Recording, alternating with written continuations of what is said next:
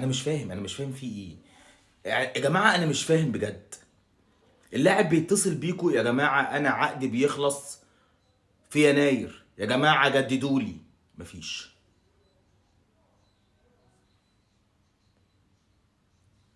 الشاب محمد السيد عقده هيخلص في يناير، ابوه بيتصل بيكو مجلس اداره نادي الزمالك، يا جماعه هنعمل ايه في عقد الولد؟ ورحتوا قافلين السكه في وشه ليه؟ طب ليه بتعملوا كده؟ ليه بتعملوا كده؟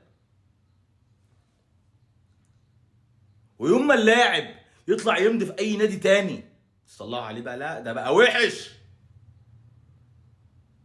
وتروح مطلعين عليه اللجان، ده خاين، ده ابن 60 في 70 في ليه يا عم؟ ليه؟ عمل ايه؟